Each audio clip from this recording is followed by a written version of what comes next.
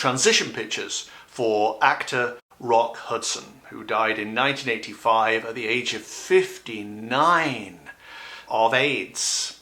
After a career that spanned about 30 years, I saw some of his stuff. I think I saw Pillow Talk and one or two other movies he did. Obviously, I saw Macmillan and Wife, that TV show he was in, and he was in Dynasty, as Americans call it, until he really became incoherent. He looked terrible as the disease took hold, and he was unable to remember lines. And I think the last thing he did was some kind of mini documentary with Doris Day. He was incoherent in that. She had to do all the talking. He really, really did suffer towards the end. Keeping his homosexuality under wraps in the 50s, 60s and 70s, when he was such a heartthrob to all these women and all these men wanted to be him, keeping that under wraps was a full-time job for his agent, press secretary, manager, whoever else. Also, he was a Roman Catholic, or he was raised a Roman Catholic, and then I think became an atheist later on, trying to deny that anything was true that he'd been told when he was a kid. But there was a lot of mixed emotions around him, a lot of tension and a lot of secrecy, and it was very, very rough at times. And of course he died in what at the time was considered quite an ignominious way. Terrible, terrible shame. When I went into the pictures, they were unlike anything I've ever seen. I found him standing on a ledge, like halfway down a cliff face. And from above, there was a torrent, a waterfall, flowing past him. Now, we've seen this kind of thing before when celebrities die and there's water pouring down. And many of you suggested perhaps that's the tears of his fans. Perhaps that's the grieving of those who loved him and missed him. Very possible.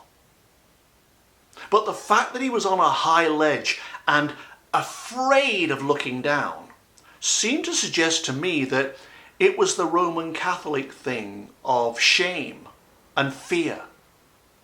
That dread of looking down in case he saw that his future was in hell, which of course is a made-up thing.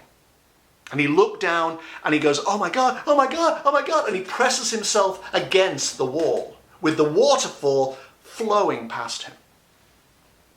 His only way out is to go this way and walk along the ledge, which he does. He goes up, it's a little steep slope there, and then he goes along. Then he finds a long, steep slope that he has to climb. This is very much like the tunnel that I usually see. He has to get up here. And when he emerges, it's through a hole in the ground.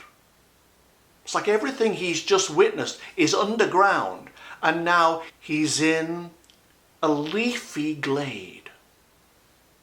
It's relaxing, comforting.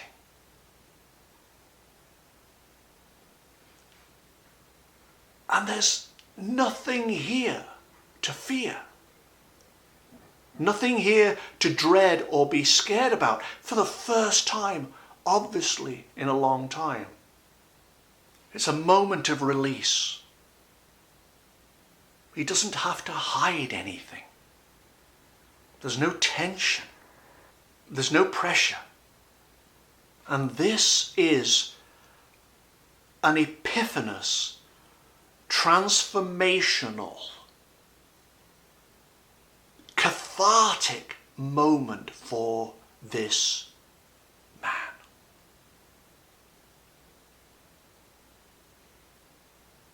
A moment of acceptance.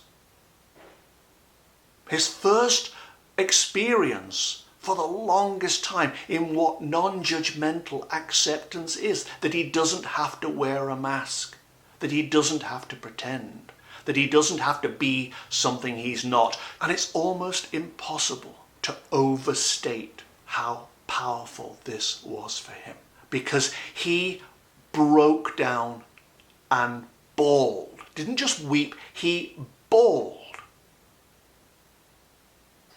And then he began to walk. And he walked up a hill through a boulevard of trees on either side.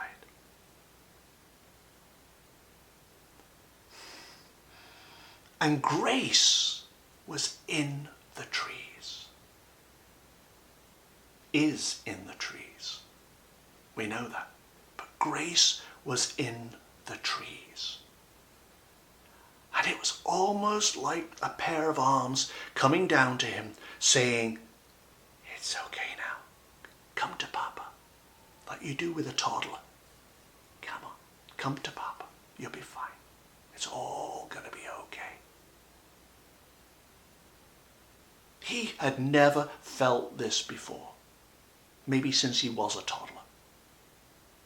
He'd never felt such liberation, such acceptance by a loving, forgiving universe.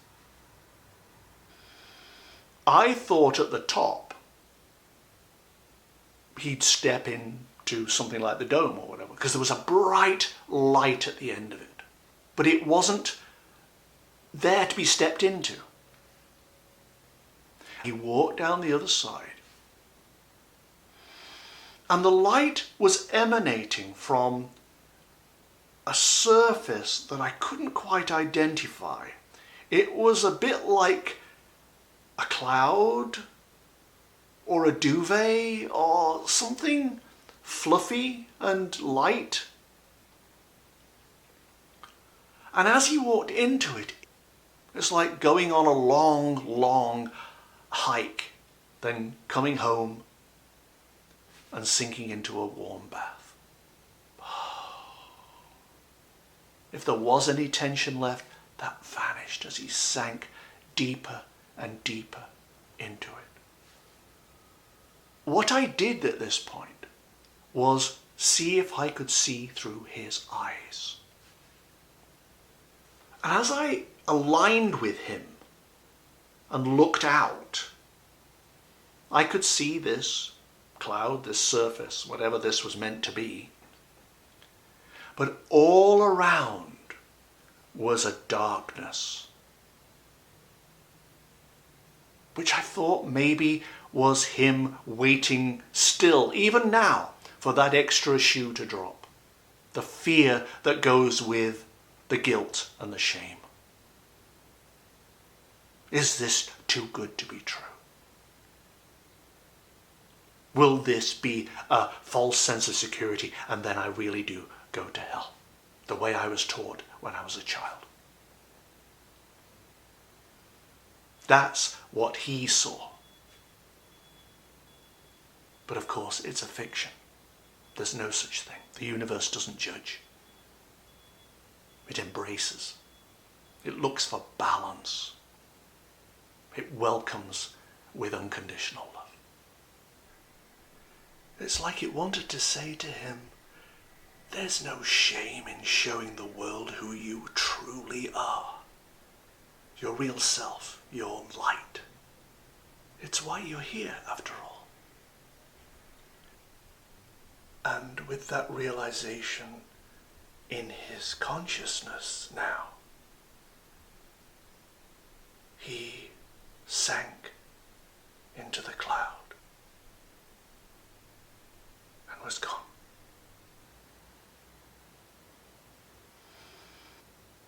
I know that religious people talk about the way that Jesus saves, but I don't think they know what that means. If we equate Jesus' teachings with love, compassion, forgiveness, acceptance, mercy, and so on, those are simply reflections of the perfection of the divinity that we have inside of us. We are perfect on the inside. And every time we experience or give love, kindness, forgiveness, and so on, we are simply experiencing our true selves. Our authenticity.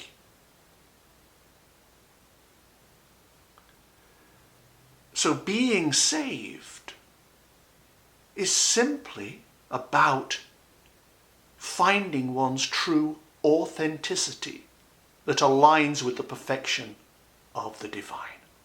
That's what being saved is, and no external belief system or person can do that for us. We save ourselves. We are our own saviors.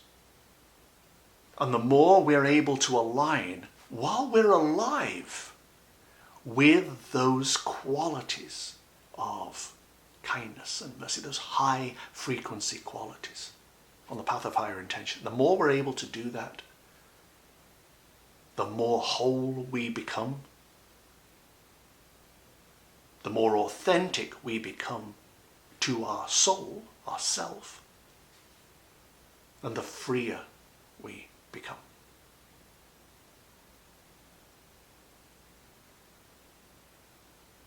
That's what I learned from Rock Hudson's pictures.